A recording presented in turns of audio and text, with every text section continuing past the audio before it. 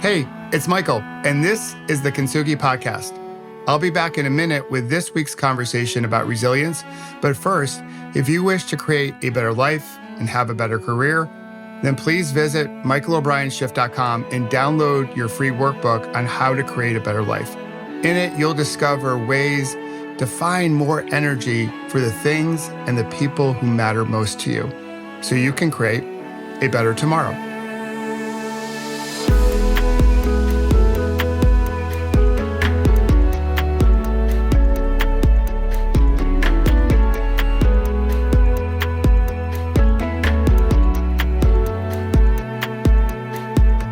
Hey there, my fellow like-hearted humans. It's Michael, and this is the Kintsugi Podcast. This week, I have one of our open awareness segments for you. So I'm grateful, whether you're new or have been on this ride with us for a while, that you carved out a few minutes of your day to be here. Once a month, we take a break from our normal interview format so I can share stories with you from my ride across America. It's a way for us to connect with ourselves, each other, and in that Kintsugi spirit, connect with this beautiful, perfectly imperfect country. And as we pedal forward on our way to Washington, D.C., I'll share a pearl or two with you in hopes that it might help you fully embrace life and step into your definition of what success looks like to you. So this week, I want to take you to Wisdom, Montana. I'm on my way to Virginia City, Montana, as we get closer to Yellowstone National Park. But first, let's talk about wisdom. And the smartest thing I did in wisdom was to avoid the flies. Yep, that's right. It sounds gross. And it was. I was a few miles ahead of my wife as I rolled into wisdom. And as soon as I stopped, the flies came all over me. Again, gross. So I was so happy when my wife pulled up. We let the dogs out, we got back into the RV, and we locked that sucker up tighter than a steel drum and didn't leave until the next day. Which, when we woke up that morning, it was 37 degrees. It's late June.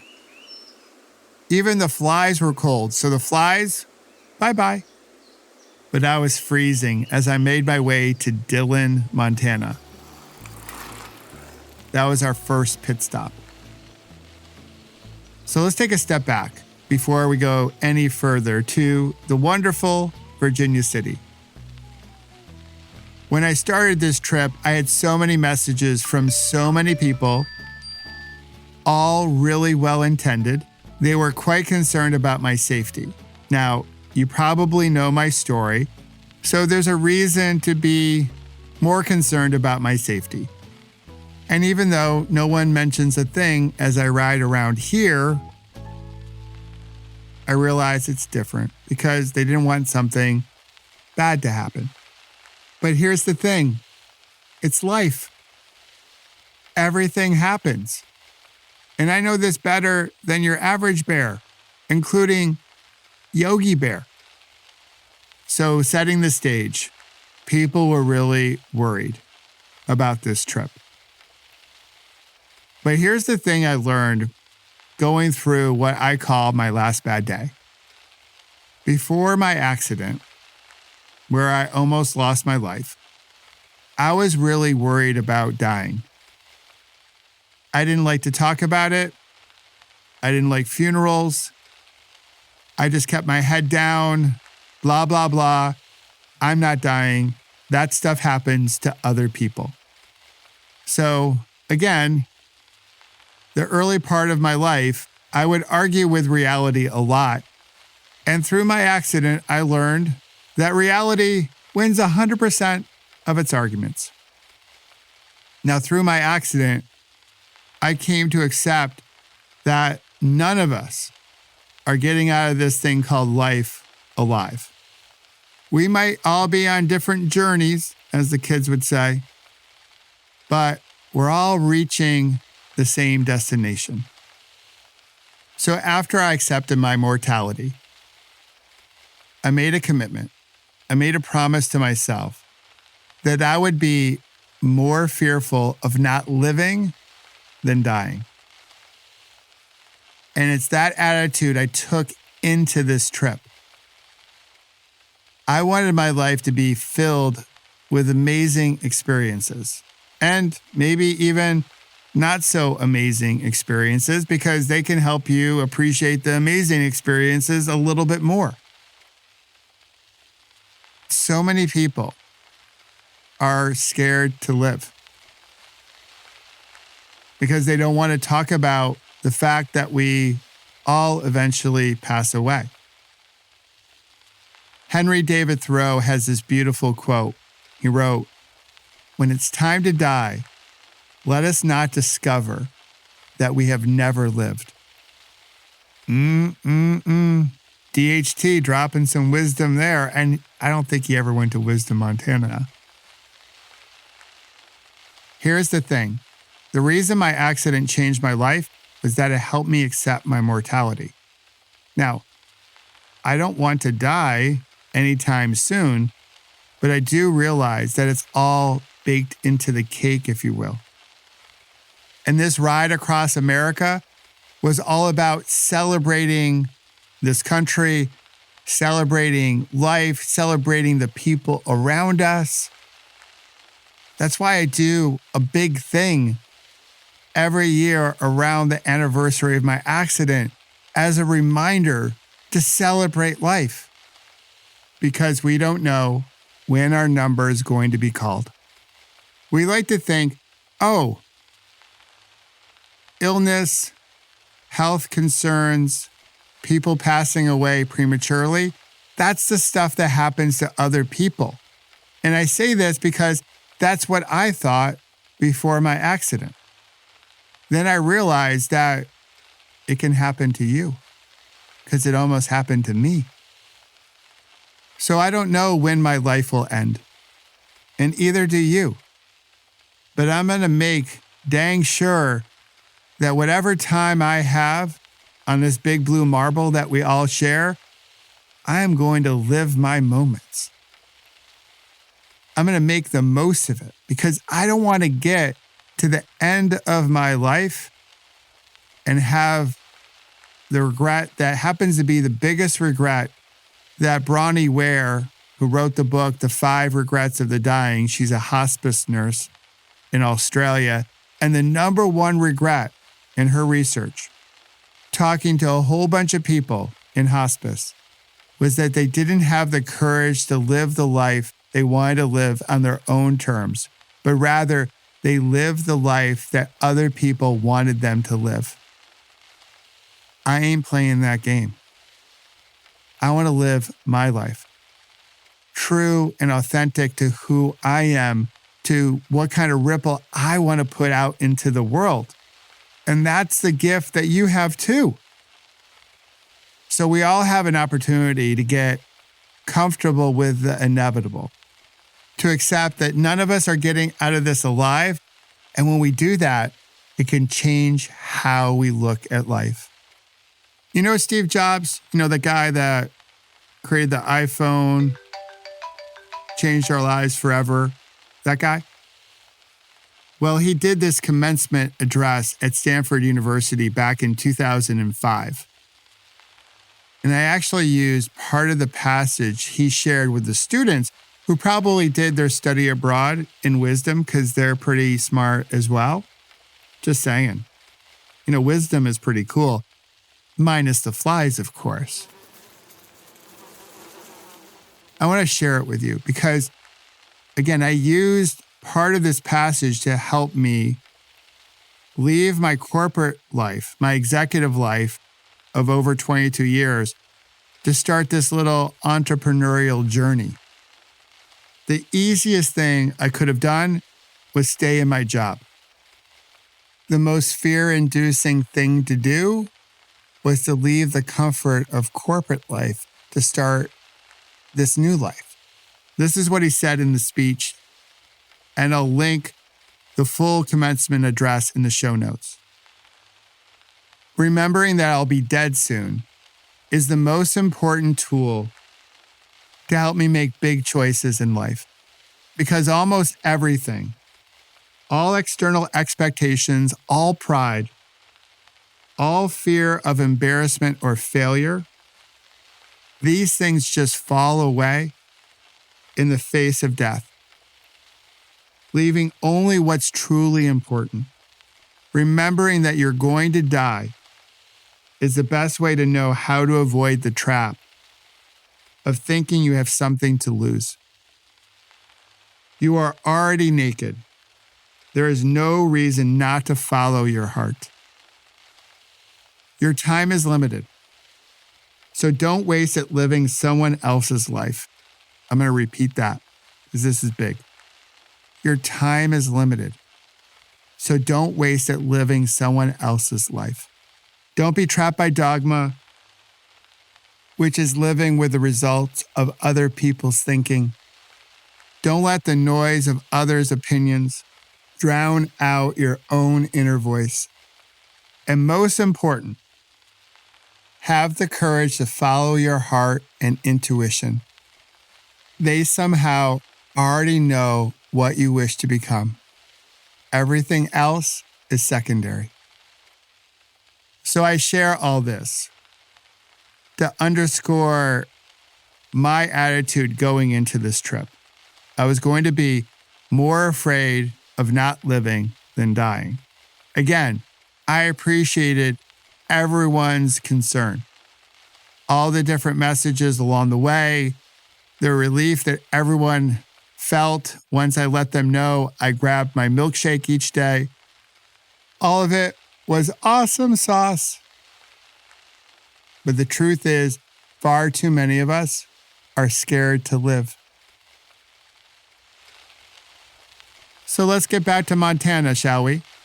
I'm right outside of Dillon, Montana, on my way to Twin Bridges. Little note here, in Twin Bridges, I went to a convenience store and bought a bag of Ripple potato chips. You've probably heard of Ruffle potato chips, Ruffles. Ruffles have ridges. I can't roll my R's, so go with me on this one. But you know I have a thing about rippling something worth rippling. Well, I found a bag of Ripple potato chips there. Pretty cool. And each bag has a little story, a little note of wisdom. Again, that word, pretty cool. So as I was riding toward those mouth-watering Ripple potato chips from Dillon, I had my first encounter with a vehicle that almost took my breath away. It was a double-long semi-truck by a company that rhymes with the words Ted Hex. I think you know what I'm talking about. Double-long semi on this stretch of road with no shoulder going about 85 miles an hour with this incredible draft that sucked me in to the semi-truck. I think I was only like 8 inches away from it. It was a moment to pause, breathe, and reflect, which we'll take a moment here to do, and I'll come back and share the rest of the story with you. All right, let's take a break. Take a full breath in and a slow releasing breath out. And relax the body as you soak up our conversation. I hope that felt good. Okay, now that we're a little bit more relaxed, can we be real? I think our morning routines, well, they've gotten a little out of control. You might not have time in the morning to meditate because you're busy doing other things like trying to get to work or getting the kids off to school. And this is where my app, Pause, Breathe, Reflect, comes in, because I built it for busy people with a whole bunch of shorter practices. So if you don't have 10 minutes in the morning to meditate, cool beans. You're a human after all. But I bet you have 5 times throughout the day when you have 2 minutes to practice and let go of stress and bring mindfulness to your everyday moments. So today, download Pause, Breathe, Reflect for free and begin to stress less, sleep better, and join a community of like-hearted humans rippling something worth rippling into the world. All right, let's go back to our conversation and celebrate the Kintsugi within us all.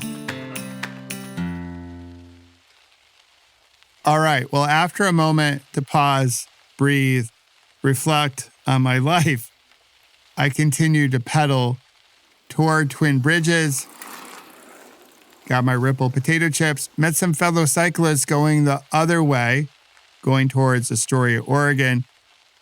And my wife and I, along with our 2 dogs, Jester with a J and Hope, we were off to Virginia City, an old mining town.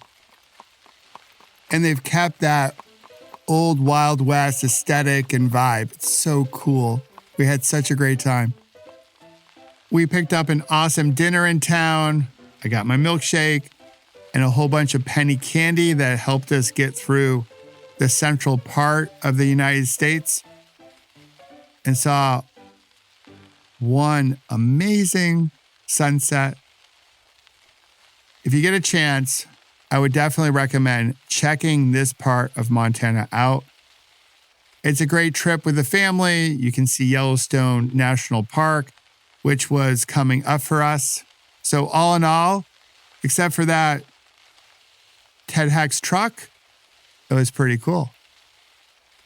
But let's get back to the theme of this open awareness. Being more afraid not to live than to die. So here's my invitation to you. Don't wait.